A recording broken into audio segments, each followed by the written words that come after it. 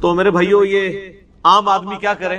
عام آدمی سے ریکویسٹ ہے کہ وہ ایک دفعہ شعور کے ساتھ، پیار اور محبت کے ساتھ یہ کہہ دے کہ نہ میں وہابی، نہ میں بابی، میں ہوں مسلم علمی کتابی۔ یعنی ہم نہ سو کالڈ وہابی ہیں کہ کوئی کتاب و سنت کی بات کرے اسے لوگ وہابی کہہ دیتے ہیں، اور نہ ہم بابی ہیں، بابوں کا دفاع کرنے والے، فرقوں کے بزرگوں کا جھوٹا دفاع کرنے والے، بلکہ ہم علمی کتابی مسلمان ہیں الحمدللہ۔ جواب کی تفصیل میں جانے سے پہلے میں شروع ہی میں ایک کیٹاگوریکل سٹیٹمنٹ اس حوالے سے دے دوں کہ 10 محرم الحرام کے حوالے سے اہل سنت اور اہل تشیع دونوں ہی ایکسٹریم پہ اپنے رویے رکھتے ہیں، افراط و تفرید کا شکار ہے۔ 10 محرم الحرام کا روزہ ثابت ہے، اس کی فضیلت ہے، بخاری اور مسلم میں 50 سے زیادہ احادیث اس حوالے سے موجود ہیں۔ میں انشاءاللہ جستہ کچھ عرض بھی کروں گا، اور ساتھ ہی ساتھ 10 محرم الحرام کو خوشی کے دن کے طور پر، عید کے طور پر پریزنٹ کرنا، اور اس کے ذریعے عاشورہ کے دن جو اس امت پہ ایک مصیبت ٹوٹی 61 ہجری کے اندر، سیدنا حسین ابن علی رضی اللہ تعالی عنہما وعلیہم السلام کی مظلومانہ شہادت کربلا میں ان کے ساتھیوں سمیت، اس کو ڈیلیوٹ کرنے کی کوشش کرنا، یہ بھی انتہائی زیادتی پر مبنی ہے۔ آج کے کوسچن کو ایڈریس کرنے کے لیے میں نے کل 5 علمی پوائنٹس بنائے ہوئے ہیں، اور آج بائی چانس 5 محرم الحرام 1440 ہجری ہے، وہ بھی 5 کی نسبت ہے 16 ستمبر 2018۔ یہ 5 کی نسبت میں نے پنجتن پاک سے لی۔ حق چار یار تو اہل سنت کو پتہ ہی ہے، سیدنا ابو بکر، عمر، عثمان و علی رضی اللہ عنہم اجمعین وعلیہم السلام اجمعین۔ پنجتن پاک وہ بھی ویسے فارسی کی ٹرم ہی ہے، حق چار یار، وہ بھی عربی کی تو نہیں ہے، اور پنجتن پاک جو ہے یہ بھی مطلب فارسی میں بولا جاتا ہے یا پنجابی میں بھی بولا جاتا ہے، اردو میں بھی یہ ٹرم چلتی ہے۔ اس حوالے سے ایک حدیث ہے اہل سنت کی مین سٹریم کی کتاب میں، اور یہ حدیث سنی اور شیعہ کے درمیان کامن حدیث ہے، اس سے کہتے ہیں حدیث قصہ، چادر والی حدیث، جو صحیح مسلم میں انٹرنیشنل نمبر کے مطابق ہے 6261، اور مشکات المصابیح میں بھی موجود ہے 6136۔ ام المؤمنین سیدہ عائشہ رضی اللہ تعالی عنہا وسلام اللہ علیہا کہتی ہیں کہ نبی صلی اللہ علیہ وآلہ وسلم ایک دن ہمارے پاس اس حال میں آئے کہ آپ صلی اللہ علیہ وآلہ وسلم نے ایک کالی چادر اپنے اوپر اوڑی ہوئی تھی، منکش، جس پہ اونٹ کے جو کجاوے ہیں ہنڈیا کی شکل کے، اس پہ پرنٹ بنے ہوئے، کالے کلر کی چادر۔ اتنے میں حسن ابن علی آئے تو نبی صلی اللہ علیہ وآلہ وسلم نے انہیں اپنی چادر کے نیچے کر لیا۔ پھر سیدنا حسین ابن علی آئے، ان کو بھی چادر کے نیچے کیا۔ پھر سیدہ فاطمہ آئیں، ان کو بھی چادر کے نیچے کیا۔ اور پھر سیدنا مولا علی رضی اللہ تعالی عنہ علیہ السلام آئے، ان چاروں کو اپنے ساتھ چادر کے اندر کیا۔ 5ویں آپ صلی اللہ علیہ وآلہ وسلم کی خود اپنی مبارک ذات، بلکہ پہلی آپ کی اور باقی 4، تو یہ ٹوٹل بن گئے 5۔ پھر آپ صلی اللہ علیہ وآلہ وسلم نے اللہ کے حضور دعا کرتے ہوئے سورۃ الاحزاب کی آیت نمبر 33 تلاوت فرمائی۔ اعوذ باللہ من الشیطان الرجیم، بسم اللہ الرحمن الرحیم، انما یرید اللہ لیذھب عنکم الرجس اہل البیت ویطہرکم تطہیرا۔ اے نبی کے گھر والوں، اللہ تعالیٰ تو بس اتنا ہی چاہتا ہے کہ تم سے ہر طرح کی ناپاکی دور کر دے اور تمہیں خوب صاف ستھرا کر دے۔ تو آپ صلی اللہ علیہ وآلہ وسلم نے یہاں پر یہ پروٹوکول کے طور پر اہل بیت میں امہات المومنین تو الحمدللہ شامل ہی ہیں، ان 4 ہستیوں کو بھی، سیدنا علی، سیدہ فاطمہ اور سیدنا حسن و حسین رضی اللہ عنہم اجمعین وعلیہم السلام اجمعین کو بھی شامل فرمایا۔ اسی سے پنجتن پاک کا کنسیپٹ لیا جاتا ہے۔ اسی طرح صحیح مسلم میں ہی ایک اور حدیث ہے انٹرنیشنل نمبر کے مطابق 6220، اور مشکات میں بھی ہے 6135۔ سعد ابن ابی وقاص رضی اللہ تعالیٰ عنہ کو حضرت معاویہ ابن ابی سفیان رضی اللہ تعالیٰ عنہما نے بلایا اور انہیں حکم دیا کہ وہ حضرت علی کے اوپر سب و شتم کریں۔ مسلم کے الفاظ ہیں امر معاویہ، اور یہ کہتے ہیں جی سب و شتم سے مراد تنقید ہے، تنقید نہیں ہے۔ صحیح مسلم میں انٹرنیشنل نمبر کے مطابق 6229 نمبر حدیث ہے۔ آپ دارالاسلام کی مسلم شریف کھول لیں، اسلام 360 میں جا کے PDF دیکھ لیں، کچھ بھی دیکھ لیں، اس میں واضح الفاظ ہیں۔ وہ کہلوایا کرتے تھے لعن اللہ ابا التراب، تم کہو اللہ کی لعنت ہو ابو تراب علی ابن ابی طالب، نعوذ باللہ من ذلک۔ یہ مسلم کے الفاظ ہیں۔ تو سعد ابن ابی وقاص نے انکار کر دیا، تو ابھی معاویہ رضی اللہ تعالیٰ نے ان سے پوچھا کہ آپ کو کون سی چیز مانے ہے کہ آپ حضرت علی کے اوپر لعنت نہیں کرتے، ان پہ سب و شتم نہیں کرتے؟ تو انہوں نے کہا معاویہ میں نے 3 باتیں نبی صلی اللہ علیہ وآلہ وسلم سے سیدنا علی کے بارے میں ایسی سنی ہیں کہ اگر ان میں سے مجھے کوئی ایک بھی مل جاتی تو میرے لیے سرخ اونٹوں سے بڑھ کر ہوتا. یہ کون کہہ رہا ہے؟ سعد ابن ابی وقاص وہ شخص ہے جسے جنت کی بشارت ملی ہوئی ہے، عشرہ مبشرہ میں سے ہے. خود مولا علی کا قول ہے بخاری اور مسلم میں کہ میں نے سعد ابن ابی وقاص کے علاوہ کسی شخص کے لیے نبی صلی اللہ علیہ وآلہ وسلم سے یہ بات نہیں سنی کہ میرے ماں باپ اس پر قربان ہو. سعد تو تیر چلا احد کے موقع پر. ان کا نام ہے سعد ابن مالک اور سعد ابن ابی وقاص بھی انہی کا نام ہے، یعنی ابو وقاص جو ہے ان کی کنیت تھی. اور وہ شخص کہہ رہا ہے کہ مجھے حضرت علی کی کوئی ایک فضیلت بھی مل جائے نا تو سرخ اونٹوں سے جو کچھ دنیا ہے میں ہے اللہ کی نعمتیں ان سے بڑھ کے مجھے محبوب. معاویہ پہلی فضیلت یہ صحیح مسلم 6220 مشکات میں اس کا کچھ حصہ ہے صرف. غزوہ تبوک کے موقع پر نبی صلی اللہ علیہ وآلہ وسلم نے عورتوں اور بچوں پر سیدنا علی کو اپنی جگہ خلیفہ چھوڑا، اور یہ پہلا اور آخری موقع تھا کہ مولا علی نبی علیہ السلام کے ساتھ کسی قتال یا جہاد میں شریک نہیں ہو رہے. پہلا موقع اور آخری. سیدنا علی نے رونا شروع کر دیا تو آپ نے ان کے لیے تسلی کے لیے فرمایا کہ کیا اے علی تم اس بات پر خوش نہیں ہو کہ تمہاری میرے ساتھ وہی نسبت ہے جو ہارون کی موسیٰ کے ساتھ. اللہ اکبر. یعنی یہ انبلیویبل چیز ہے. حضرت موسیٰ علیہ السلام کے ساتھ سپورٹیو شخصیت کس کی تھی؟ ہارون علیہ السلام کی. ہم سیدنا ابوبکر صدیق رضی اللہ تعالی عنہ علیہ السلام کو یار غار کہتے ہیں نا، لیکن یہ الفاظ ان کے بارے میں بھی نہیں آئے. سیدنا عمر کے لیے بھی ایک حسن درجے کی روایت ہے، اس میں بھی علماء کا اختلاف ہے، وہ ترمذی کی کہ میرے بعد کوئی نبی ہوتا تو عمر ہوتا، وہ بھی ترمذی میں ہے. لیکن یہ تو بخاری مسلم دونوں میں مولا علی کے فضائل کے چیپٹر میں شروع کی حدیث ہے اور میں مسلم والا طریق پڑھ رہا ہوں. تو آپ نے فرمایا مگر میرے بعد کوئی نبی نہیں. معاویہ دوسری فضیلت سن. غزوہ خیبر کے موقع پر جب شکست ہو گئی تھی اور فتح نہیں مل رہی تھی تو نبی صلی اللہ علیہ وآلہ وسلم نے فرمایا کل میں اس شخص کے ہاتھ میں جھنڈا دوں گا جو اللہ اور اس کے رسول سے محبت کرتا ہے، اللہ اور اس کے رسول اس سے محبت کرتا ہے. ہم پوری رات اس بات میں کہ تصور سے نہیں سوئے کہ وہ خوش نصیب شخص کون ہوگا کہ جس سے اللہ اور اس کے رسول بھی محبت کرتے ہیں. ون وے ٹریفک نہیں. اور مسلم شریف کے الفاظ ہیں، حضرت ابو ہریرہ کہتے ہیں کہ حضرت عمر کہا کرتے تھے یہ پہلا موقع تھا کہ مجھے بھی خواہش ہوئی کہ وہ شخص میں ہوں. ایک وہ جعلی روایت ہے نا کہ جی وہ حضرت ابوبکر کے لیے کہا کرتے تھے کہ جی میری جو ہے وہ پوری زندگی کی نیکیاں لے لی جائیں اور غار ثور کی ایک نیکی. وہ جعلی روایت، جھوٹی روایت ہے. شیخ البانی، شیخ زبیل زئی صاحب دونوں اس کو جھوٹی روایت کہتے ہیں. مشکات میں آپ تحقیق دیکھ لیں، اور وہ ہے بھی دور کی کتاب میں، سنن کبری البیہقی کے اندر موجود ہے. اور یہ مسلم شریف کی روایت ہے کہ حضرت عمر کہتے ہیں مجھے رشک آئے. تو سعد ابن ابی وقاص کہتے ہیں کہ نبی علیہ السلام نے صبح بلایا علی کی طرف، پیش کیا گیا، شعبہ چشم تھا، لعاب دان لگایا، دعا فرمائی، اپنے مبارک ہاتھوں سے زرہ باندھی، اللہ تعالیٰ نے فتح دے دی خیبر کے موقع. تیسرا موقع فرمایا کہ جب نجران کے عیسائیوں کے ساتھ مباہلہ ہوا، اور یہ مباہلہ آپ صلی اللہ علیہ وآلہ وسلم کی وفات سے 1-1.5 سال پہلے کا واقعہ ہے. یہ تبوک کے بھی بات ہے، 9 ہجری کے اینڈ کا، یہ 10 ہجری کا، 11 کے سٹارٹ میں آپ کی وفات ہوگی صلی اللہ علیہ وآلہ وسلم. تو نجران کے عیسائیوں کے سامنے آپ نے دلائل رکھے، اس کے باوجود وہ ضد پہ اڑے رہے. تو پھر اللہ تعالیٰ نے سورہ آل عمران آیت نمبر 61 میں نبی صلی اللہ علیہ وآلہ وسلم کو یہ حکم فرمایا، اعوذ باللہ من الشیطان الرجیم، بسم اللہ الرحمن الرحیم، فَمَنْ حَاجَّكَ فِيهِ مِنْ بَعْدِ مَا جَاءَكَ مِنَ الْعِلْمِ. اے نبی علیہ السلام اس کے باوجود اگر یہ عیسائی آپ سے جھگڑا کریں بعد اس کے کہ آپ کے پاس ڈیفینیٹ علم آ چکا ہے لوگوں کو ہدایت دینے کے لیے، یعنی قرآن، فَقُلْ تَعْلَوْا نَدْعُوا أَبْنَاءَنَا وَأَبْنَاءَكُمْ، تو ان سے پھر فرماؤ ایز اے لاسٹ ریزارٹ کہ لے آؤ اپنے بیٹے، ہم بھی اپنے بیٹے لے آؤ، وَنِسَاءَنَا وَنِسَاءَكُمْ، تم بھی اپنی عورتیں لے آؤ، ہم بھی اپنی عورتیں لے آتے ہیں، وَأَنفُسَنَا وَأَنفُسَكُمْ، تم خود بھی آ جاؤ ہم بھی خود آ جاؤ، ثُمَّ نَبْتَهِلْ، اس کے بعد ہم گڑ گڑا کر اللہ کے حضور دعا کرتے ہیں، فَنَجْعَلْ لَعْنَةَ اللَّهِ عَلَى الْكَاذِبِينَ، کہ جھوٹوں پر اللہ کی لعنت ہو، ادھر ہی جھوٹے برباد ہو جائیں. اس کو کہتے ہیں مباہلہ. اب اس آیت میں تھا بیٹے لے آؤ، عورتیں لے آؤ، خود آ جاؤ. تو عورتیں تو نبی علیہ السلام کی بیویاں 9 موجود تھی، ایٹ لیسٹ 9 تو تھی، ان کو نہیں لے کے آئے. کس کو لے کے آئے؟ سیدنا حسن، حسین، سیدنا علی اور سیدہ فاطمہ، اور 5ویں آپ خود، وہی پنجتن پاک.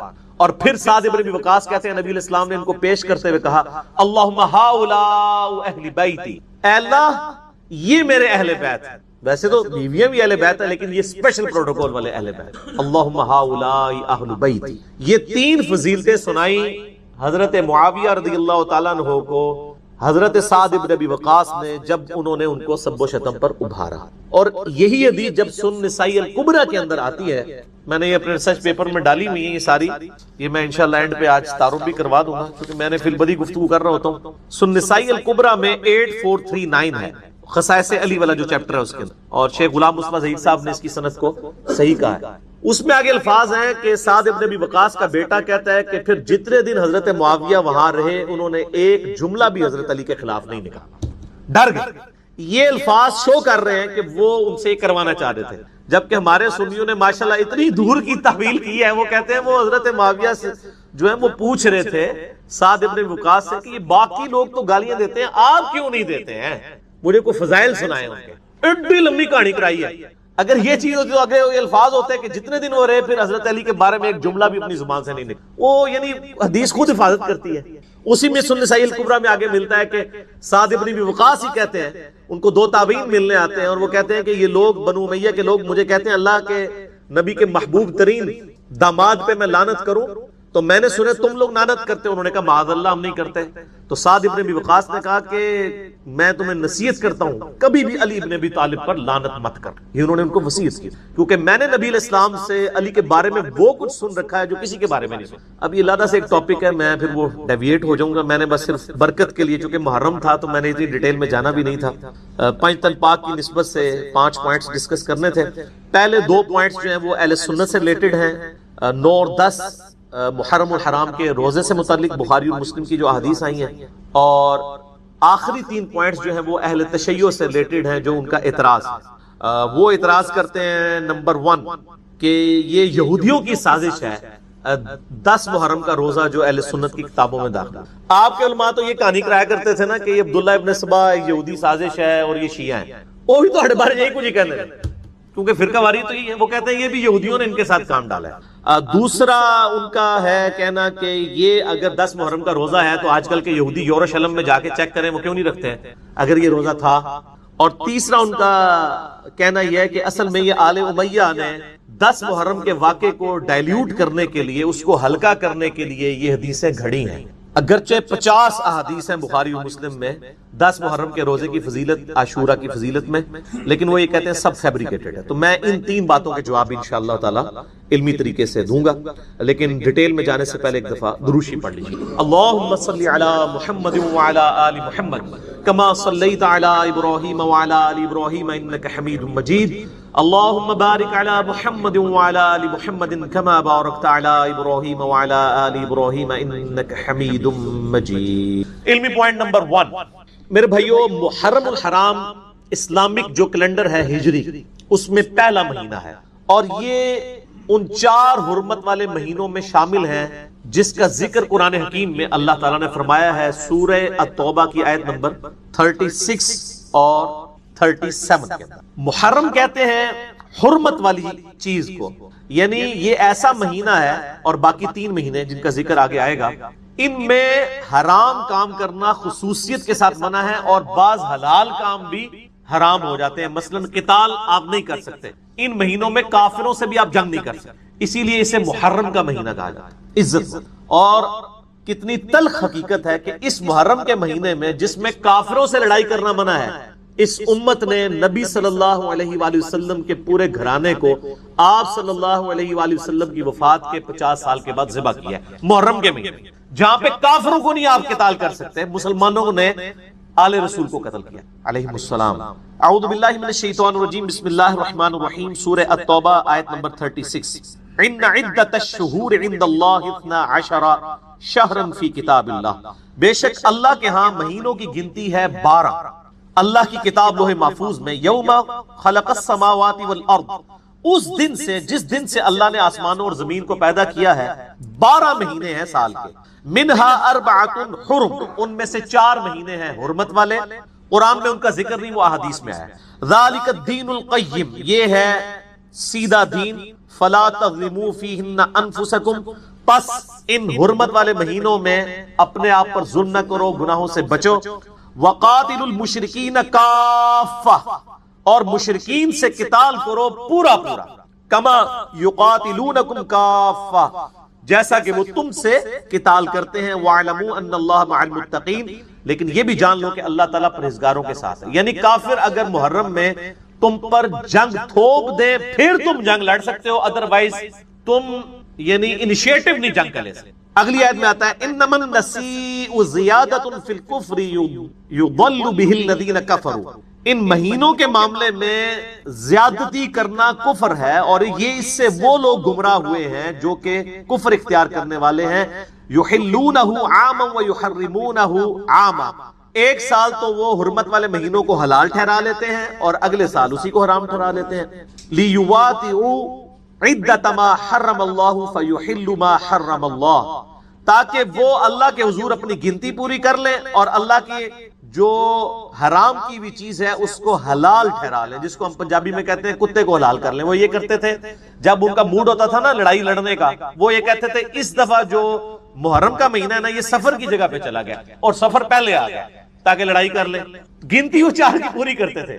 اچھا جی اس دفعہ جو ذیقعدہ کا مہینہ ہے نا وہ چلا گیا ہے جناب رمضان کی جگہ، اور رمضان ذیقعدہ کی جگہ، گنتی پوری کرتے تھے لیکن اس طریقے سے۔ واللہ لا یہدی القوم الکافرین، اور اللہ تعالیٰ کافروں کو ہدایت نہیں دیتا۔ تو یہ قرآن حکیم میں صرف ان کی گنتی آئی ہے 4 محرم کے ساتھ مزید 3 اور مہینے۔ البتہ کفار مکہ کو یہ چیز عملی تواتر سے سنت ابراہیمی سے یہ بات پتہ تھی کہ یہ 4 مہینے کون سے ہیں، جیسا کہ قرآن حکیم میں الحج اشہر معلومات، حج کے مہینے سب کو پتہ۔ البتہ صحیح بخاری اور صحیح مسلم میں متفقن علیہ حدیث ہے، بخاری میں 4662 اور ڈیٹیل اس کا ایک طریق ہے حجۃ الوداع والا یوم النحر کا خطبہ 4406، اور مسلم میں 4383 اور مشکات المصابیح میں بھی 2659۔ میں اکثر کہتا ہوں مشکات جو ہے انسائکلوپیڈیا آف حدیث، یعنی بخاری، مسلم، ابو داؤد، ترمذی، نسائی، ابن ماجہ، اس کے علاوہ بھی باقی 13 کے قریب کتابوں کا یہ آپ سمجھ لیں نوٹس ہیں۔ یہ ساری حدیثیں آلموسٹ جو میں ڈسکس کر رہا ہوں اس کے اندر مشکات کے اندر موجود ہیں۔ نبی صلی اللہ علیہ وآلہ وسلم نے ارشاد فرمایا، یہ یوم النحر کا خطبہ ہے، ایک حجۃ الوداع کا 9 ذوالحجہ کا خطبہ ہے، ایک 10 کا قربانی والے دن کا، یہ وہ خطبہ۔ فرمایا کہ زمانہ گھوم گھما کر پھر اسی جگہ پر واپس آ گیا ہے کہ جیسا کہ اللہ نے اسے تخلیق کیا تھا زمین و آسمان کی تخلیق کے وقت۔ سال 12 مہینے کا ہے، ان میں سے 4 حرمت والے ہیں۔ زمانہ گھوم گھما کر برا بن عازب رضی اللہ تعالیٰ عنہ بیان کرتے ہیں کہ ہم رسول اللہ صلی اللہ علیہ وسلم کی مائیت میں ایک انصاری شخص کے جنازے میں شریک ہوئے۔ ہم قبر تک پہنچ گئے، ابھی اس کی لحد تیار نہیں ہوئی تھی کہ رسول اللہ صلی اللہ علیہ وسلم ہمارے پاس بیٹھ گئے، ہم بھی آپ صلی اللہ علیہ وسلم کے گرد بیٹھ گئے، اس حال میں گویا ہمارے سروں پر پرندے ہیں، یعنی فل اٹینٹو ہو کر آپ صلی اللہ علیہ وسلم کے ساتھ ہم بیٹھ گئے۔ آپ کے مبارک ہاتھوں میں ایک لکڑی تھی جس سے آپ زمین کرید رہے۔ آپ صلی اللہ علیہ وسلم نے سر مبارک اوپر اٹھایا اور فرمایا عذاب قبر سے اللہ کی پناہ طلب کیا کرو۔ آپ نے 3 بار یہ بات ارشاد کی۔ پھر آپ صلی اللہ علیہ وسلم نے ارشاد فرمایا، بندہ مومن جب دنیا سے رابطہ توڑ کر آخرت کی طرف متوجہ ہوتا ہے، یعنی جب اس کی موت کا وقت آتا ہے، تو سورج کی طرح چمکتے دمکتے سفید چہروں والے فرشتے جنتی خوشبودار جنتی کفن لے کر اس کے پاس آتے ہیں، حتیٰ کہ وہ حد نظر تک اس کے سامنے بیٹھ جاتے ہیں۔ پھر ملک الموت تشریف لاتے ہیں، حتیٰ کہ وہ اس کے سر کے پاس بیٹھ جاتے ہیں۔ اچھا، قرآن میں ملک الموت کا نام آیا ہے سورہ سجدہ کے اندر، احادیث کے اندر بھی، البتہ تورات میں اس کا نام اسرائیل بھی آیا ہے، اور ہمارے اہل سنت کے جو اولین مفسرین ہیں امام طبری رحمہ اللہ المتوفى 310 ہجری، انہوں نے بھی یہ ورڈ استعمال کیا ہے، لہٰذا موت کے فرشتے کو اسرائیل کہنا بھی جائز ہے ہمارے سلف کے ہاں، کیونکہ آج کل بعض لوگ کہتے ہیں اسرائیل نہیں ملک الموت ہی کہنا چاہیے، اسرائیل کا لفظ بھی ثابت ہے۔ پھر ملک الموت تشریف لاتے ہیں، حتیٰ کہ وہ اس کے سر کے پاس بیٹھ کر کہتے ہیں پاکیزہ روح اللہ کی مغفرت اور اس کی رضامندی کی طرف چل۔ وہ روح ایسے نکلتی ہے جیسے مشکیزے سے پانی کا قطرہ، بالکل غیر محسوس طریقے سے اس کی روح نکال لی جاتی۔ اور جب ملک الموت اس کی روح نکالتے ہیں تو باقی فرشتے اسے آنکھ جھپکنے کے برابر بھی ملک الموت کے پاس نہیں رہنے دیتے، بلکہ اسے فوراً اس کے کفن اور اس خوشبو میں لپیٹ دیتے ہیں جو جنت سے لائی ہوتی ہے۔ پھر اس کی روح کو لے کر بلند ہوتے ہیں، اور فرشتوں کی جس جماعت کے پاس سے وہ گزرتے ہیں تو فرشتے پوچھتے ہیں کہ یہ کیسی خوشبو ہے، تو وہ اس کے دنیا کے ناموں میں سے بہترین نام لے کر بتاتے ہیں کہ یہ فلاں بن فلاں کی روح ہے، حتیٰ کہ وہ اسے آسمان دنیا تک لے پہنچتے ہیں اور اس کے لیے دروازے کھولنے کی اجازت طلب کرتے ہیں، تو جنت کے جو آسمانوں کے دروازے ہیں اس کے لیے کھول دیے جاتے ہیں۔ پھر ہر آسمان کے مقرب فرشتے اگلے آسمان تک اسے پروٹوکول دیتے ہوئے اس روح کے ساتھ جاتے ہیں۔ حتیٰ کہ اسے 7ویں آسمان تک پہنچا دیا جاتا ہے۔ تو اللہ تعالیٰ فرماتا ہے میرے بندے کا نامہ اعمال علیین میں لکھ دو، جو سورۃ المطففین میں آیا ہے۔ علیین اور سجین یہ دو مقامات ہیں۔ ایمان والوں کی روحیں جو ہیں علیین میں ان کا نامہ اعمال لکھا جاتا ہے، اور جو منافقین ہیں مجرم ہیں سجین میں لکھا جاتا ہے۔ سورۃ المطففین سورت نمبر 83 ہے، پارہ نمبر 30 کے اندر۔ اور اسے واپس دنیا کی طرف لے جاؤ، کیونکہ میں نے انہیں اسی دنیا سے پیدا کیا اور اسی میں انہیں لوٹاؤں گا، اور پھر دوبارہ اسی سے نکالوں گا۔ پھر اس کی روح اس کے جسم کی طرف لوٹا دی جاتی ہے، لیکن یہ لوٹنا دنیا کا سا لوٹنا نہیں ہوگا، یعنی وہ لوٹنے کے بعد یہ نہیں ہے کہ مردہ قبر میں کوئی بیٹھ جائے گا ہمیں نظر آئے گا۔ یہ سب کچھ برزخی معاملات ہوں گے جو میں نے پچھلی دفعہ ڈسکس کیے تھے سورہ فاطر کی آیت نمبر 42 کے تحت، کہ نیند کی حالت میں بھی انسان کی روح قبض ہوتی ہے، لیکن اس کو چٹکی کاٹے تو وہ جاگ اٹھتا ہے، روح کا تعلق بھی رہتا ہے اس حالت میں بالکل اس طریقے سے۔ یہ ایک ڈیفرنٹ لائف ہے برزخی۔ پھر 2 فرشتے اس کے پاس آتے ہیں، یعنی اس کی قبر میں، اسے بٹھا کر پوچھتے ہیں۔ اب یہ وہ 4 سوال یہاں پر آ رہے ہیں اس ڈیٹیل میں۔ پہلا سوال کرتے ہیں تیرا رب کون ہے؟ من رب؟ وہ کہتا ہے ربی اللہ، میرا رب اللہ ہے۔ دوسرا سوال پوچھتے ہیں تیرا دین کیا ہے؟ ما دینو کا، تیرا دین کیا ہے؟ تو وہ کہتا ہے میرا دین اسلام ہے۔ پھر پوچھتے ہیں کہ وہ آدمی جو تم میں مبعوث کیے گئے وہ کون ہے؟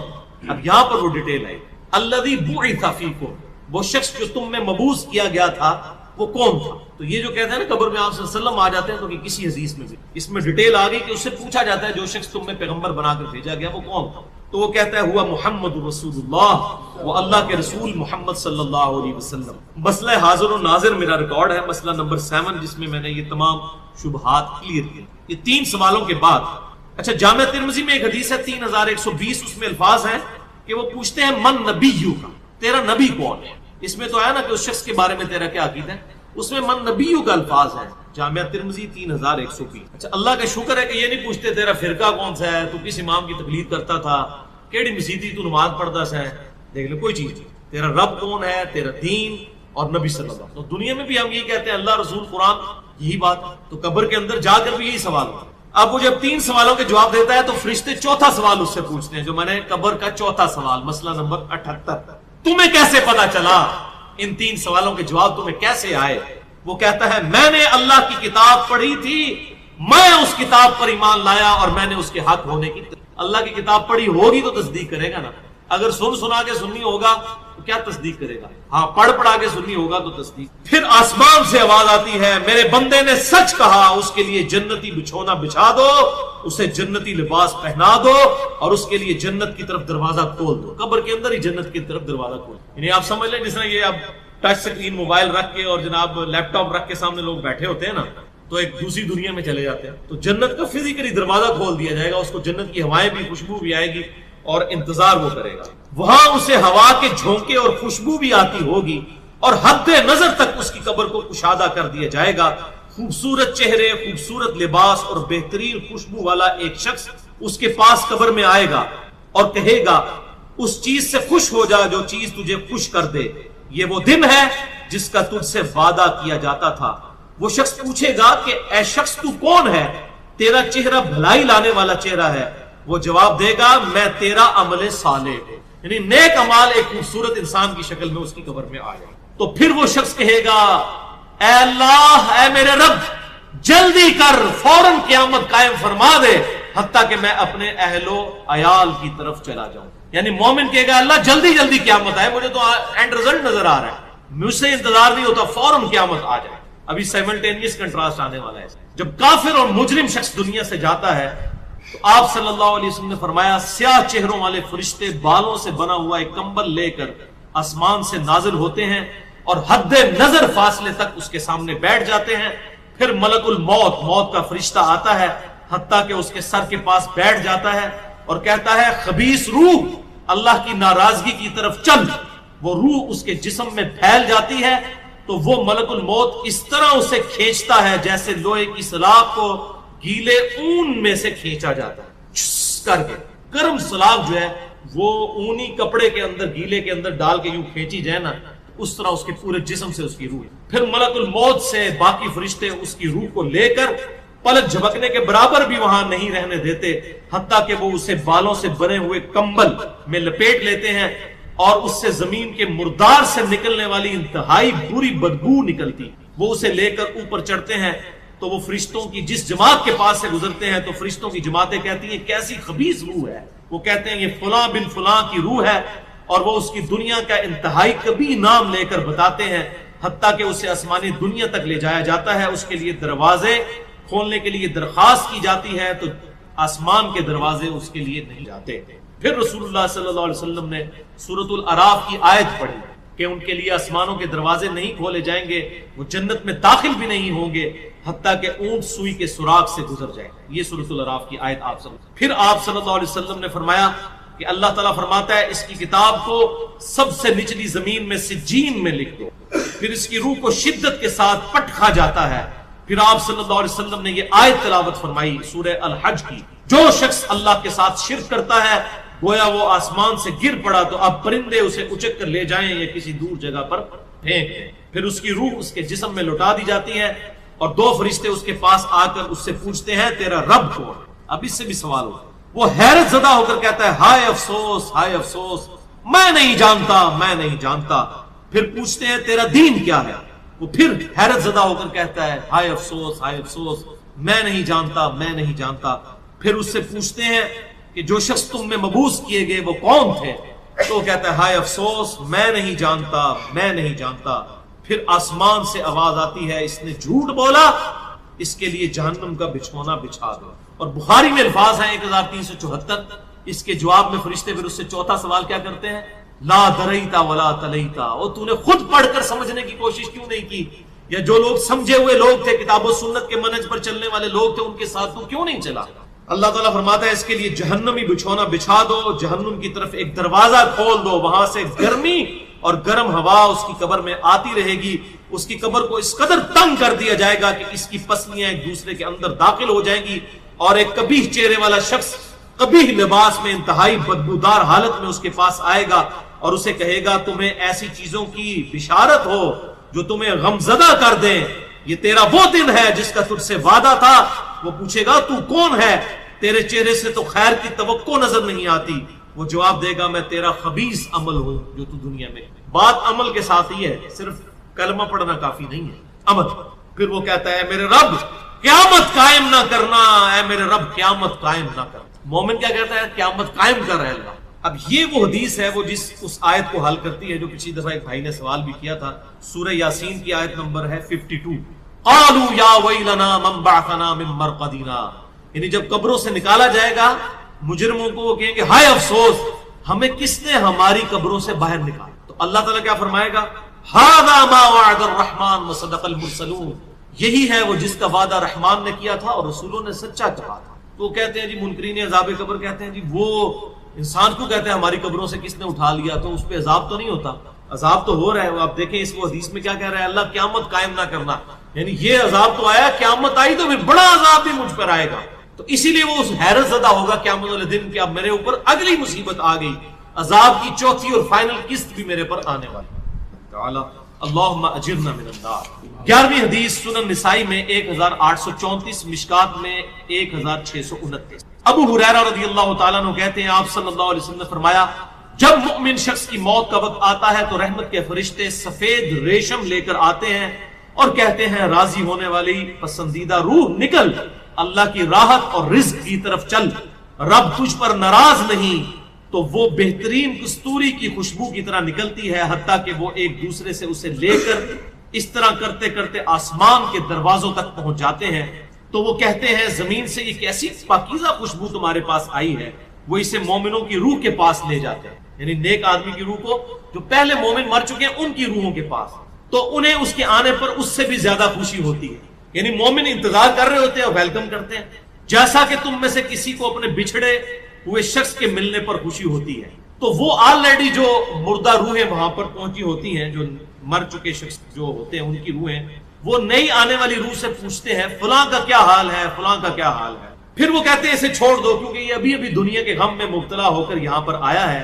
تو مرنے والا شخص کہتا ہے کہ تم جس شخص کے بارے میں مجھ سے پوچھ رہے ہو وہ تو فوت ہو چکا ہے، کیا تمہارے پاس نہیں آیا؟ وہ کہتے ہیں اسے تو اس کے ٹھکانے ہاویہ یعنی جہنم میں پہنچا دیا گیا ہے، اور جب کافر شخص کی موت کا وقت آتا ہے تو عذاب کے فرشتے بالوں کا لباس لے کر اس کے پاس آتے ہیں اور اسے کہتے ہیں ناراض ہونے والی ناپسندیدہ روح نکل، اللہ کے عذاب کی طرف چل۔ وہ مردار کی انتہائی بدبو کی صورت میں نکلتی ہے، حتیٰ کہ وہ اسے زمین کے دروازے کے پاس لے آتے ہیں تو وہ کہتے ہیں یہ کتنی بدبودار ہے، حتیٰ کہ اسے کافروں کی روح کے پاس ملا دیا جاتا ہے۔ اب دیکھیں کہ وہ مومن پوچھ رہے ہوتے ہیں، اب میں اس کو ٹرانسلیٹ کر رہا ہوں، برا نہیں منانا، وہ مومن کہتے ہیں کہ فلاں شخص کا کیا حال ہے، فلاں بزرگ، فلاں مولوی صاحب، فلاں حضرت صاحب کدھر ہے؟ وہ کہتے ہیں وہ تو جناب کدوں دا مار بیٹھے تو آڑے کو نہیں پہنچے، اور پھر فرشتے سے جناب ایتھے نہیں آئے جو دوزخ کی تھے، دیکھ لیں۔ یعنی وہ اسی لیے پوچھ رہے ہوتے ہیں کہ تو چل ہم تک پہنچ گیا، فلاں بھی ایک دنیا میں بڑا کوئی مشہور نیک آدمی تھا، وہ کدھر گیا؟ تبھی تو وہ ایکسپیکٹ کر رہے ہوتے ہیں نا اس کو کہ اس کو بھی یہاں پہ آنا چاہیے، تو ان کو بتایا جاتا ہے کہ بھئی وہ یہاں پر نہیں، وہ کہیں اور۔ 12ویں حدیث جامعہ ترمذی میں 1071 نمبر اور مشکات میں 130 نمبر ہے۔ سیدنا ابو ہریرہ کہتے ہیں نبی صلی اللہ علیہ وسلم نے فرمایا جب میت کو دفن کیا جاتا ہے تو 2 سیاہ فام نیلی آنکھوں والے فرشتے اس کے پاس آتے ہیں، ان میں سے ایک کو منکر اور دوسرے کو نکیر کہا جاتا ہے۔ سیاہ فام نیلی آنکھوں والے خطرناک شکل کے فرشتے منکر اور نکیر۔ پس وہ کہتے ہیں تم اس شخص کے بارے میں کیا کہا کرتے تھے، یعنی نبی صلی اللہ علیہ وسلم کے بارے میں سوال ہوتا ہے تو وہ کہتا ہے وہ اللہ کے بندے اور اس کے رسول ہیں، میں گواہی دیتا ہوں کہ اللہ کے سوا کوئی معبود نہیں اور محمد صلی اللہ علیہ وسلم اس کے بندے اور رسول ہیں۔ وہ دونوں فرشتے کہتے ہیں ہمیں پتا تھا تم یہی جواب دو گے۔ پھر اس کی قبر کو لمبائی اور چوڑائی میں 70 ہاتھ کشادہ کر دیا جاتا ہے، یہ 70 کہتے ہیں کثرت، حد نظر تک کشادہ کر دیا جاتا ہے۔ پھر اس کے لیے اس میں روشنی کر دی جاتی ہے، پھر اسے کہا جاتا ہے سو جا۔ وہ کہتا ہے میں اپنے گھر والوں کے پاس واپس جانا چاہتا ہوں تاکہ انہیں بتاؤں کہ میں کامیاب ہو گیا ہوں، لیکن وہ کہتے ہیں کہ تو دلہن کی طرح سو جا جسے اس کے گھر کا عزیز ترین فرد ہی آ کر بیدار کرتا ہے، حتیٰ کہ اللہ تعالیٰ اسے اس کی خوابگاہ سے قیامت والے دن بیدار کرے، یعنی اسے لٹا دیا جائے گا، پھر اس پہ وہ کیفیت وہ جنت والی تاری رہے گی، پھر الٹیمیٹلی اللہ تعالیٰ اسے دوبارہ سے زندہ کرے گا۔ اور اگر وہ منافق ہوا تو وہ کہے گا میں نے لوگوں کو ایک بات کہتے ہوئے سنا تو میں بھی ویسے ہی کہا کرتا تھا، یعنی مجھے نہیں پتا، اللہ کی وہ گواہی نہیں دے سکے گا، رسول اللہ صلی اللہ علیہ وسلم کا اقرار نہیں کر سکتا، میں کچھ نہیں جانتا۔ وہ فرشتے کہیں گے ہمیں پتا تھا تم یہی کہو گے، پس زمین سے کہا جاتا ہے اس پر تنگ ہو جا، وہ اس پر تنگ ہو جاتی ہے حتیٰ کہ اس کی ہڈیاں اور پسلیاں ایک طرف کی دوسری طرف آ جاتی ہیں، یوں بولے اعوذ باللہ تعالی، اور اسے مسلسل عذاب ہوتا رہے گا حتیٰ کہ اللہ اسے خوابگاہ سے دوبارہ زندہ کرے گا، یعنی قیامت تک اس پر وہ اس حالت میں عذاب رہے گا، ہمیں نظر نہیں آئے گا۔ جیسے سویا ہوا شخص ایک ڈراؤنا خواب دیکھتا ہے وہ تکلیف محسوس کرتا ہے، پاس کھڑا شخص نہیں محسوس۔ اور سنن دارمی میں ایک حدیث ہے صحیح سند کے ساتھ، مشکات میں 134 نمبر ہے کہ آپ صلی اللہ علیہ وسلم نے فرمایا 99 اژدہے اس پر، 99 جو ہے خطرناک ڈینجرس قسم کے سانپ اس پر مسلط کر دیے جاتے ہیں جو قیامت تک اسے ڈستے رہتے، اور وہ اتنے خطرناک اژدہے ہیں، آپ صلی اللہ علیہ وسلم نے فرمایا کہ اگر ان میں سے کوئی ایک بھی دنیا پر اپنی پھنکار پھینک دے تو دنیا کی زمین کبھی سبزہ نہ ہوگا، ایسا زہر ہے ان کے۔ اللہم اجرنا من النار، اللہم اجرنا من النار۔ یہ بھائیوں عذاب قبر کیمرے سے نہیں دیکھا جا سکتا، یہ اللہ تعالیٰ نے پردہ رکھا۔ 13ویں حدیث جامعہ ترمذی میں 2308، سنن ابن ماجہ میں 4267، مشکات میں 132۔ سیدنا عثمان غنی رضی اللہ تعالیٰ عنہ جب بھی کسی قبر کے پاس سے گزرتے تو اتنا روتے کہ ان کی داڑھی تر ہو جایا کرتی۔ ساتھیوں نے پوچھا حضرت جب دوزخ کا ذکر کرتے ہیں اس وقت تو آپ کی آنکھوں میں آنسو نہیں آتے، لیکن قبرستان آ کر آپ پر ایسی حالت کیوں طاری ہو جاتی ہے؟ تو سیدنا عثمان نے فرمایا کہ میں نے اپنے محبوب صلی اللہ علیہ وسلم سے سنا کہ بے شک قبر آخرت کی منزلوں میں سے پہلی منزل ہے، جو اس میں بچ گیا اگلی منزلیں اس کے لیے آسان ہوتی چلی جائیں گی، اور جسے یہاں پر مشکل درپیش ہوئی اس کی اگلی منزلیں اس سے بھی مشکل در مشکل ہوتی چلی جائیں گی۔ پھر آپ صلی اللہ علیہ وسلم نے فرمایا میں نے قبر سے زیادہ سخت اور برا منظر کبھی نہیں دیکھا۔ شریعت کا ایسے کیا لینا دینا میرے بھائی، یہ تو بابوں کی کہانی ہے۔ ہم اس پہ ہی کہیں گے، پہلے تو وہی عرض کریں گے کہ مرنے سے پہلے اے کر لے اس پہ غور، کتابوں کا خدا اور ہے بابوں۔ اور یہ تو ایک لائٹر موڈ میں نے بات کی۔ سورہ بنی اسرائیل کی آیت نمبر 36 جو 10 کمانڈمنٹس آئی ہیں ان میں سے 9 وَلَا تَقْفُ مَا لَيْسَ لَكَ بِهِ عِلْمٌ ان السمع والبصر والفؤاد اولئک، انسان کسی چیز کی پیروی اس وقت تک مت کر جب تک کہ تجھے اس کے بارے میں ڈیفینٹ علم نہ آ سکے۔ بے شک کان، آنکھیں اور عقل، دل یا دماغ، کوئی بھی چیز، اس کے بارے میں تجھ سے پوچھا جائے گا کہ ان تین انسٹرومنٹس کو استعمال کر کے تم نے حق بات تک، تو مجھے بتائیے کیا ریویلڈ نالج میں جو کتاب و سنت کا علم ہے یا ایکوائرڈ نالج میں کہیں یہ بات ملتی ہے، یہ والی کہانی کے روحیں واپس آ جاتی ہیں؟ یہ تو ہندوؤں سے مستعار لیا گیا عقیدہ ہے، ان کے ہاں یہ آتما کا ایک کانسیپٹ ہے کہ جو بری آتما ہے وہ بھٹکتی رہتی ہے اور اچھی آتما جو ہے وہ پیس کے اندر چلی جاتی ہے۔ وہ تو جناب وہ تو یہ کہتے ہیں زلزلہ بھی آتا ہے، گائے نے ایک سینگ کے اوپر اٹھایا ہوا ہے کیا نام ہے زمین کو، اور جب تھک جاتی دوسرے پہ، تو یہ ساری توہمات ہیں۔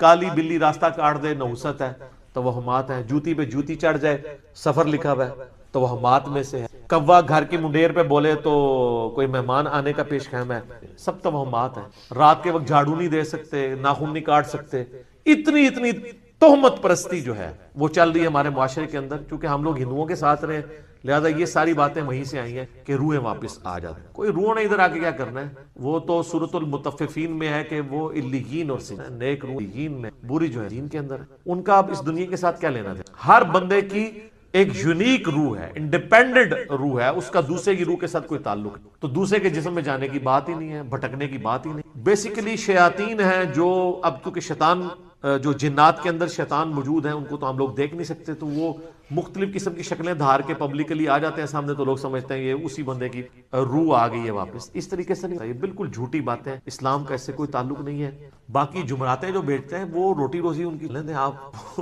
جمعراتوں کی وجہ سے ہی تو یہ عقیدہ انہوں نے گھڑا ہوا ہے۔ ویسے ان کو بھی آپ جا کے ایک سائڈ پہ کر کے پوچھیں نا کہیں لکھا ہے تو کہیں گے ہے کوئی نہیں ہے، لیکن اصال ثواب کے لیے ہمیں جمعرات دے دیں تو ٹھیک ہے، میت کی طرف سے صدقہ ہو سکتا ہے۔ میرا تو کے اوپر لیکچر ریکارڈڈ ہے، صدقہ اور خیرات کا ثواب اسے مسلم میں حدیث ہے کہ میت کو 3 اعمال کا ثواب پہنچتا ہے۔ نمبر 1 علم کی بات زندگی میں کی، اس کے مرنے کے بعد بھی، جیسے امام بخاری میں۔ دوسرا صدقہ جاریہ کا کام کیا، اس کے بعد بھی جاری رہا، اسے ثواب ملے کو اولاد جو، اور اسی کو سپورٹیو نسائی میں بخاری مسلم میں بھی اس کا کچھ حصہ موجود۔ جو سعد ابن عبادہ سفر میں تھے تو ان کی ماں پیچھے سے فوت ہو گئی، ان کا یا رسول اللہ میرا ارادہ ہے کہ صدقہ کروں، اسے ثواب ملے، کنواں کھدوا دیا اور اس کا نام ہی پڑ گیا یہ ام سعد کا، تو وہ صدقہ اور خیرات کریں، مولویوں کی روٹی روزی لگا کے رکھیں، لیکن باقی ان سے زیادہ حقدار آپ کے غریب رشتہ دار ہیں، ہمسائے ہیں۔ مولوی تو کریں آلموسٹ روزانہ ہی چھوٹا گوشت کھا رہے ہوتے ہیں، لوگ بکرے دے کے جاتے ہیں، غریب رشتہ داروں کو کوئی جو ہے ایک چھٹانگ چھوٹا گوشت لے کے دیں، یہ لوگ جا رہے ہوتے ہیں، آپ ان سے دین حاصل کیا تھا، کھا رہے ہیں۔ یہ لادہ بات ہے کہ قرآن میں آتا ہے کہ اللہ کے نیک بندوں کی نشانی ہے جو اپنے مال میں سے دیے ہوا اللہ کی راہ میں خرچ کرتے ہیں، لوگوں کا دیا ہوا اپنے اوپر خرچ نہیں کرتے۔ بالکل 180 ڈگری ہے، لیکن قرآن پڑھا ہو تو پھر پتہ ہونا ہے۔ بہرحال اس کا جواز موجود ہے، غریبوں کو چاہے وہ علماء کرام ہوں یا ائمہ مساجد ہوں، آپ کھلا سکتے ہیں، لیکن یہ جو عقیدہ وابستہ کیا ہوا نا بالکل جھوٹا عقیدہ۔ قرآن تو بالکل اپنے مقدمے میں واضح ہے، سورہ یاسین کے اندر اللہ تعالیٰ نے واضح طور پہ فرمایا، آپ سورہ یاسین 22ویں پارے سے شروع ہو کے 23ویں میں ختم ہوتی ہے، تو آپ پہلے ہی صفحہ جو ہے نا 23ویں صفحے کا، اس میں اللہ تبارک و تعالیٰ نے فرمایا، آیت نمبر ہے 31، الم یروا کم اہلکنا قبلہم من القرون انہم الیہم لا یرجعون، کیا انہوں نے نہیں دیکھا کہ ہم نے ان سے پہلے کتنی امتیں ہلاک کر دی ہیں، وہ اب کبھی بھی واپس دو۔ وَإِن كُلٌّ لَمَّا جَمِيعٌ لَدَيْنَا مُحْضَرُونَ، اور ان سب کے سب لوگوں کو اللہ تعالیٰ کے حضور جمع کر کے حاضر کیا جائے گا، یعنی قیامت سے پہلے وہ دنیا میں نہیں آئے۔ اور جناب جو سورۃ الواقعہ کی رکت انگیز آیات ہیں نا، سورۃ الواقعہ پارہ نمبر 27 میں بالکل اینڈ پہ جا کے سیکنڈ لاسٹ سورت آتی ہے، اس میں اللہ تبارک و تعالیٰ نے اس ٹروتھ کو ریویل کیا ہے۔ اللہ فرماتا ہے فَلَوْلَا إِذَا بَلَغَتِ الْحُلْقُومَ، تو کیوں نہیں ہوتا کہ جب روح جو ہے وہ گلے میں جا کے اٹک جاتی ہے، یعنی کسی کی موت کا وقت آ جاتا ہے، نزع کا وقت، وَأَنْتُمْ حِينَئِذٍ تَنْظُرُونَ، اور تم اس وقت وہاں پہ موجود یہ سب کچھ دیکھ رہے ہوتے کہ ایک بندے کی روح نکل رہی ہے، تو روح واپس کیوں نہیں لا سکتے؟ وہ آگے ذکر آئے گا، وَنَحْنُ أَقْرَبُ إِلَيْهِ مِنْكُمْ وَلَكِنْ لَا تُبْصِرُونَ، اور ہم مرنے والے کے تم سے بھی زیادہ قریب ہوتے ہیں، لیکن تم، اللہ اپنی شان کے، نحن اقرب الیہ من حبل الورید، وہ ہماری رگے جان سے بھی، فلولا ان کنتم غیر مدین، تو تم کیوں نہیں جو ہے وہ بدلے دکھ کے دین کے معاملے میں کوئی اسکیپ روٹ کیوں نہیں اختیار کر لیں؟ کہاں بھاگ کے جا سکتے؟ ترجعونہا ان کنتم صادقین، تو لوٹا لو نا اس کی روح اگر تم مرے ہوئے کو واپس۔ یہ اللہ تعالیٰ نے بیسیکلی اس کا کانٹیکسٹ یہ چل رہا ہے کہ اللہ تعالیٰ یہ بتا رہا ہے کہ اس کائنات کا کریٹر میں ہوں، زندگی موت کا مالک میں ہوں، اگر تم سمجھتے ہو یہ تمہارے اختیار میں ہے تو جو مر رہا ہوتا ہے اس وقت تم بھی کرسی کے ساتھ پاس ہی کھڑے ہوتے ہو، تو اس کی روح کیوں نہیں لوٹا لیتے؟ یہ بھی اس کے ثبوت میں ہے کہ جو بندہ مر گیا وہ اب دنیا نہیں ہے،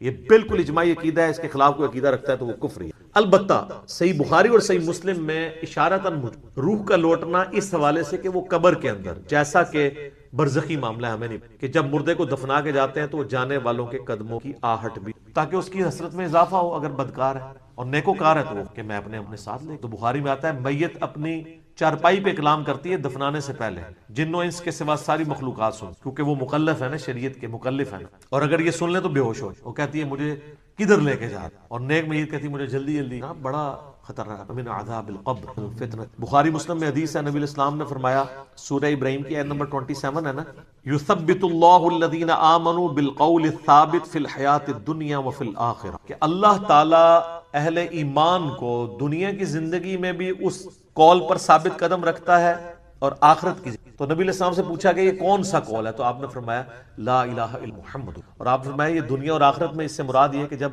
انسان کو قبر میں رکھا جاتا ہے تو اس سے قبر میں سوال کیا من ربک، تو وہ کہتا ہے کہ میرا رب اللہ ہے، میرا نبی محمد ہے صلی اللہ علیہ وآلہ وسلم۔ اور پھر نبی الاسلام نے یہ آیت پڑھ کے کہا کہ یہ قرآن میں بھی اس بات کا ثبوت کہ اللہ تعالیٰ اسے ثابت ہے قبر، تو قبر کے اندر جو اس سے سوال کیے، وہ جو روح کا لوٹنا ہے وہ برزخی ہے، وہ دنیا میں نہیں آ رہی ہوتی، نہ اس کو کیمرہ لگا کے آبزرو کر سکتا، یہ بھی ذرا ذہن میں رکھیے گا، کوئی آبزرو بھی نہیں کر سکتا، فرشتوں کو آبزرو نہیں کر سکتا، کیمرے یا یہ فزیکل ورلڈ کی چیزیں فزیکل انسٹرومنٹ سے آبزرو ہو سکتی ہیں، جو عالم برزخ کی چیزیں وہ آبزرو نہیں ہو سکتی۔ پھر بخاری مسلم میں حدیث ہے، نبی الاسلام نے فرمایا کہ قبر میں میرے بارے میں بھی پوچھا جاتا ہے، ما کنت تقول فی ھذا الرجل، اس مرد کے بارے میں تو کیا کہا، وہ کہتا ہے حضور دکھائے جاتے ہیں نا، ابو داؤد میں الفاظ ہے الذی بعث فیکم، ہم اس مرد کی بات کر رہے ہیں جو تم میں مبعوث ہو، تو وہ کہتا ہے ہوا محمد رسول، وہ تو محمد تھے اللہ کے رسول، وہ تھرڈ پرسن کے سیغے میں خطاب کر رہا ہوتا، ورنہ تو وہ کہتا سیکنڈ پرسن میں کہتا ھذا محمد رسول اللہ، یہ اللہ کے رسول محمد ہے، کہتا وہ تو محمد رسول۔ اس میں میرا کلپ بھی ہے نا، قبر میں 3 نہیں 4 سوال ہوں گے۔ ترمذی میں تو حدیث ہے من ربک ما دینک من نبیک، تیرا رب کون، تیرا دین کیا، تیرا نبی کو، تو کدا مقلد، تو کہنے فڑکے دا، تیری کیڑی مسیتی، تیرا کیڑا بابا، اے کوئی نہیں بھائی، اے زمین دے اتے ہوتے ہیں، زمین دے اندر اللہ کا سکہ چل رہا ہے، ادھر بھی تا ان کا چل رہا ہے کہ اللہ نے کھلی چھٹی دی ہوئی ہے۔ اور میں اکثر اہل حدیثوں کو چھیڑتا ہوں کہ آپ کی اور بریلویوں کی ایک بات کامن ہے کہ عورتیں نہیں قبروں پہ جا سکتی، یہ میرا موقف نہیں، نبی علیہ السلام کا موقف ہے۔ صحیح مسلم میں حدیث ہے، آپ صلی اللہ علیہ وآلہ وسلم نے فرمایا، اس میں میرا ایک ریسرچ پیپر بھی ہے، رسول اللہ صلی اللہ علیہ وآلہ وسلم کی آخری وصیت ہے، ریسرچ پیپر نمبر 1، اس میں نے قبروں پہ حاضری کے حوالے سے ہر چیز ایڈریس کر دی ہے۔ اسی میں آپ کو حدیث بھی مل جائے گی صحیح مسلم کی، انٹرنیشنل نمبر کے مطابق 2259 ہے۔ آپ صلی اللہ علیہ وآلہ وسلم نے فرمایا، میں تمہیں قبروں کی زیارت سے منع کرتا تھا، لیکن اب میں تمہیں حکم دیتا ہوں کہ قبروں پہ جاؤ تاکہ آخرت کی یاد آئے۔ ٹھیک ہوگا جی؟ اور اس کے علاوہ بھی صحیح مسلم میں 2256 نمبر حدیث ہے کہ آپ صلی اللہ علیہ وآلہ وسلم نے، اوپر تلے 8-10 حدیثیں ہیں، یہ بھی صحیح مسلم میں۔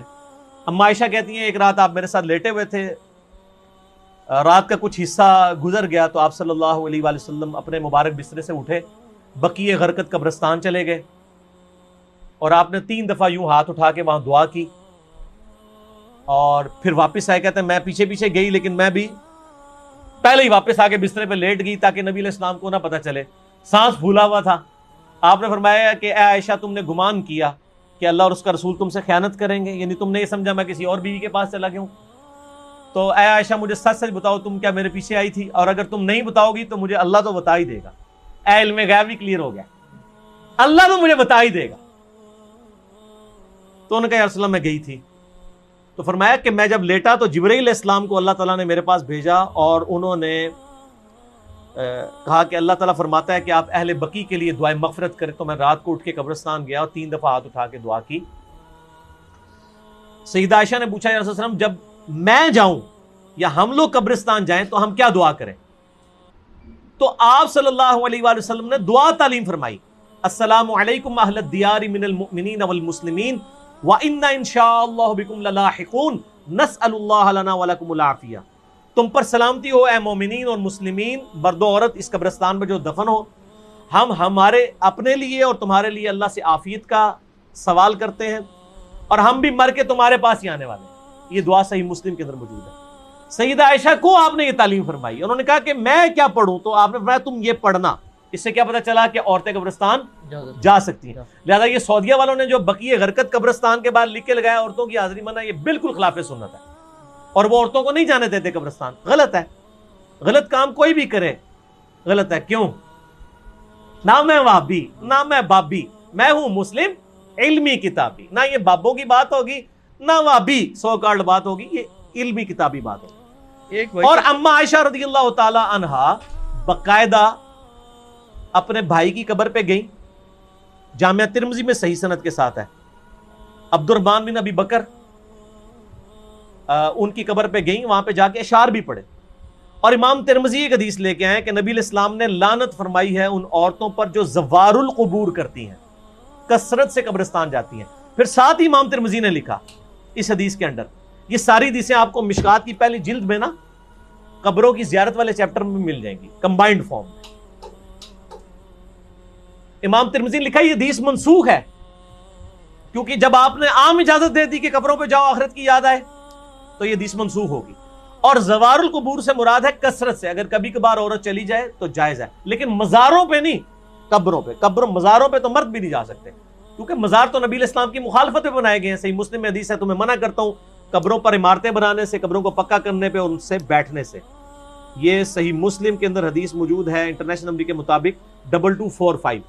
باقی آپ میرا قبریں، مزارات، گنبد خضرا یہ لکھیں یوٹیوب پہ، میرے کلپ کئی ایک کلپ کھل جائیں گے، ماشاءاللہ لاکھوں لوگوں نے وہ کلپ دیکھے ہیں، گنبد خضرا والا کلپ، یہ ساری چیزیں۔ تو عورتیں قبرستان جا سکتی ہیں، اور قبرستان پہ آپ ہاتھ اٹھا کے دعا بھی کر سکتے ہیں۔ آپ قبر والے سے نہیں مانگ رہے، اللہ سے مانگ رہے ہیں، قبلہ رخ ہو کے ہاتھ اٹھائیں۔ نبی علیہ السلام نے مسلم شریف میں 10 حدیث ہیں، ہاتھ اٹھا کے دعا کی، اللہ سے کی، اس کے بعد چہرے پہ ہاتھ بھی پھیریں۔ المستدرک الحاکم میں صحیح سند کے ساتھ ہے، تمہارا رب حیا فرماتا ہے اس شخص سے جو ہاتھ اٹھا کے دعا کرے کہ اسے محروم لٹائے۔ یہ ابو داؤد میں بھی ہے، وہ روایت کمزور ہے، مستدرک کی روایت صحیح ہے کہ اور نماز کے بعد بھی آپ اپنی انڈیویجول دعا ہاتھ اٹھا کے کریں، یہ افضل ہے۔ اس کے بعد چہرے پہ ہاتھ پھیرنا بھی نہ صرف سنت ہے بلکہ اجماع امت ہے۔ یہ تو سعودیہ کے چند مولویوں نے یہ کام شروع کیے ہیں، اور وہ کہتے ہیں کہ جناب چہرے پہ ہاتھ پھیرنا ثابت نہیں ہے۔ ابو داؤد میں ضعیف روایت ہے کہ نبی علیہ السلام پھیرتے تھے، لیکن امام بخاری کی کتاب ہے الادب المفرد، اس میں انٹرنیشنل نمبر کے مطابق 609 نمبر اثر ہے کہ عبداللہ ابن زبیر اور عبداللہ بن عمر رضی اللہ تعالی عنہما یہ دونوں دعا کے بعد اپنے چہرے پر ہاتھ پھیرا کرتے تھے، اور عملی تواتر ہے، پوری امت پھیرتی ہے۔ یہ تو حدیث سے بڑی دلیل ہے، جب ساری امت یہ کام کر رہی ہوگی تو حدیث سے تو دلیل کی ضرورت ہی نہیں ہے، کوئی اختلاف نہیں ہے۔ یہ سعودی والوں نے خام خواہ ایک اختلاف کھڑا کر دیا ہے، لیکن پاکستان میں جو اہل حدیث ہیں انہوں نے جو نماز نبوی چھاپی ہے دارالاسلام والوں نے، انہوں نے یہی روایت لکھی 609 الادب المفرد کی، اور کہا ہے کہ بالکل یہ صحیح ہے، سنت ہے، چہرے پہ ہاتھ پھیر سکتے ہیں۔ بلکہ میں آپ کو شغل کی بات بتاؤں، سعودیہ سے کوئی چند سال پہلے کی بات ہے، ایک بھائی نے مجھے کہا ہمارے ایک شیخ ہیں یہاں پہ سعودیہ میں، مدینہ یونیورسٹی، ام القریٰ یونیورسٹی، مکہ میں بھی ہمارے سٹوڈنٹس ویڈیوز کے اعتبار سے جو ہیں وہ سنتے ہیں، تو انہوں نے کہا کہ مجھے وہ حدیث بھیجے، میں نے عربی ورڈنگ اس کی بھیجی۔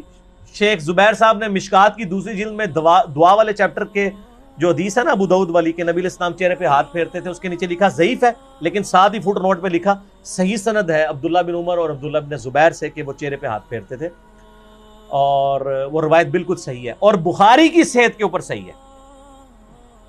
تو جب ان کو حدیث بتائی انہوں نے کہا نہیں یہ تو ضعیف ہے، اس میں فلاں راوی ضعیف ہے۔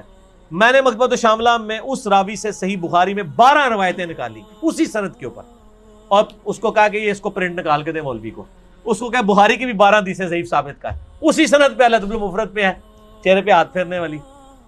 تو مولوی تو پتہ ہے تو ضدی ہوتا ہے، منیا نہیں لیکن تھپیا گیا لال رومال والا، خاموش ہو گیا، کہنا ہے کون اتھو کٹ کے بھیجتا ہے؟ ایک بندہ ہے تھے اللہ نے چھڑیا ہے جو نہ وہابی ہے نہ بابی ہے، نہ میں وہابی نہ میں بابی، میں ہوں مسلم علمی کتابی، علمی کتابی۔ اگلا سوال تو اس میں کور ہو گیا جی، کور ہو گیا، چلیں یہ کرامت ہو گئی۔ علی بھائی آپ الحمدللہ آپ ہمیشہ آیات اور حدیث کے ریفرنسز دیتے ہیں، مگر کبھی کبھی ان کے انٹرنیشنل نمبر نہیں بتاتے، برائے مہربانی آپ لوڈنگ سے پہلے ویڈیو میں ہی ایڈ کر دیا کریں تو آسانی ہوگی، یا کوئی بک بتا دیا کریں۔ بک تو میں ہمیشہ بتاتا ہوں کہ یہ آج تک میں نے حدیث کبھی حدیث کی کتاب کے نام کے بغیر نہیں بتائی۔ ایک بک ہے تو یہ مشکات شریف، آپ 3 جلدوں میں ڈاؤن لوڈ کر لیں اہلسنتپاک.com سے، یہ انسائکلوپیڈیا آف حدیث ہے، بخاری، مسلم، ابو داؤد، ترمذی، نسائی، ابن ماجہ اور کئی 13 کے قریب کتابوں کے یہ نوٹس ہیں، یہ آپ ڈاؤن لوڈ کریں، 18 MB کی 3 فائلیں آپ کو فری ڈاؤن لوڈ کر لیں اہلسنتپاک.com سے، انٹلیکچوئل ترتیب کے ساتھ آپ کو اس میں حدیثیں مل جائیں گی۔ ٹھیک ہوگا جی؟ تو باقی انٹرنیشنل نمبر چونکہ اکثر میں نے پورے مسئلہ نمبر ریکارڈ کرائے ہیں، میرے ریسرچ پیپر ہیں ان میں نمبرنگ بتائی ہوئی ہے، یہ فی البدی گفتگو ہوتی ہے، اس میں جو نمبر یاد ہوتے ہیں وہ بتا دیتے ہیں، نمبر ضروری نہیں ہے، میں حدیث کے جو الفاظ بتاتا ہوں اسلام 360 میں وہ لکھا کریں، سرچ کے آپشن میں جائیں آپ کو مل جائے گا، جب میں مسلم شریف، بخاری شریف، ابو داؤد، ترمذی بتا دیتا ہوں تو اتنا تھوڑا ہے